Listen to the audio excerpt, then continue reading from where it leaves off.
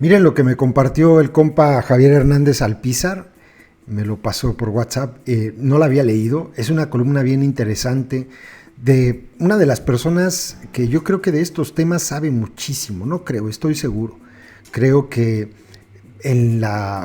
dentro de la política y en este sentido del neoliberalismo, uno de los pocos que se ha metido a las entrañas de la bestia a desmenuzar poco a poco para darse cuenta qué es lo que está pasando, pues es precisamente Carlos Facio. Un fregonazo desde mi punto de vista. Dice la nota de la columna de Carlos Facio. Vean nada más: Trump, Xi Jinping, la Amazonía, la 4T y el ecofeminismo. Aparentemente no tiene nada que ver, pero en apariencia, la guerra comercial entre Estados Unidos y China, el incendio de la Amazonía, los megaproyectos para el sur-sureste de México de la 4T y el ecofeminismo socialista serían temas inconexos sin relación lógica de causa-efecto entre sí. No obstante, esos cuatro ejes temáticos se inscriben en la geopolítica del capitaloceno, nueva categoría analítica y explicativa que remite a la edad del capital como una era geológica y ya no solo histórica, artífice de los cercamientos de tierras y la apropiación de los bienes comunales, de la mercantilización de la vida, del colonialismo y el neocolonialismo imperial e interno, de la industrialización irracional y depredadora de la naturaleza, sus ecosistemas y la biodiversidad, fauna y flora, del hiperconsumismo y el despilfarro, de las guerras convencionales, atómicas, frías, encubiertas o híbridas o de cuarta generación, y de las complejas y contradictorias relaciones entre clases, género, raza, nacionalidad, identidad. Existe estrecha relación entre los procesos de la acumulación de capital, de la producción de mercancías y la extracción de plusvalía, con el deterioro ambiental. Esto creo que es muy claro, ¿no? La deforestación, polución del agua y el aire, aumento de la temperatura del planeta y otros desastres ecológicos. En ese contexto, resulta central la reivindicación de las ecofeministas sobre el papel de las mujeres en la preservación de los ecosistemas y su lucha antipatriarcal como contribución decisiva contra la opresión y la discriminación, así como el anteponer una ética de la tierra basada en la responsabilidad entre los seres humanos y los ecosistemas a los valores dominantes del capitalismo actual, violento y explotador por naturaleza, utilitarista, egoísta, cultor de las mercancías y antropocéntrico ante la naturaleza. Esa es la razón por la que algunos científicos sociales consideran que el término capitaloceno es más preciso que el vocablo antropoceno, acuñado en el año 2000 por el Nobel holandés Paul Jo Crutzen, preferido por The Economist para indicar que la acción del Homo sapiens, Anthropos, tiene incidencia directa sobre el planeta. Vaya apellido, Crutzen. Incidencia directa sobre el planeta Tierra hasta el punto que pudiera considerarse como una nueva era geológica.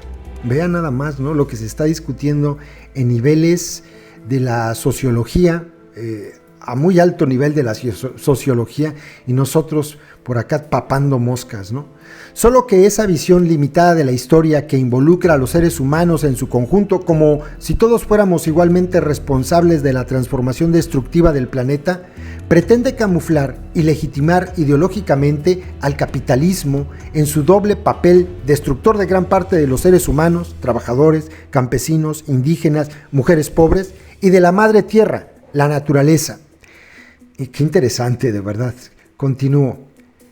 En manos de alianzas cambiantes entre estados, corporaciones privadas y poderosos actores políticos y económicos, el capitalismo global y la cadena de suministro de energía, materias primas, requieren a un combustible fósil, carbón, petróleo y gas natural, lo que ha desatado una caótica y feroz competencia internacional por esos recursos estratégicos, a los que se suma metales, minerales, el agua y la tierra.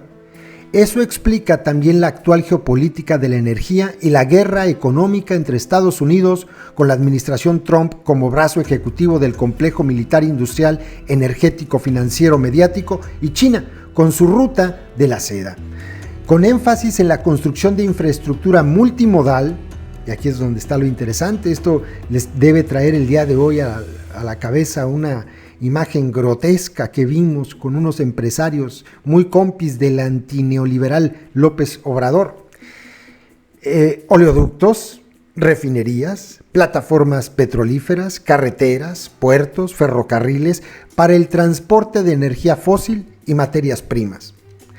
Mientras crecen las protestas contra el protofascista presidente brasileño Jair Bolsonaro por los incendios de la Amazonía devorada por el saqueo y la depredación capitalista, conviene voltear hacia el sur-sureste mexicano y los megaproyectos de la 4T de Andrés Manuel López Obrador, en particular el Tren Maya, el corredor del Istmo de Tehuantepec, la siembra de 1 millón de hectáreas de árboles maderables y frutales como futuras mercancías para el mercado mundial, a lo que se suman la minería, oro, plata, uranio, etc., y las agroindustrias, la producción, industrialización y comercialización de productos agropecuarios, forestales y otros recursos naturales biológicos, como la consecuente contaminación del agua y la conversión de la tierra bajo régimen ejidal o comunal en mercancía.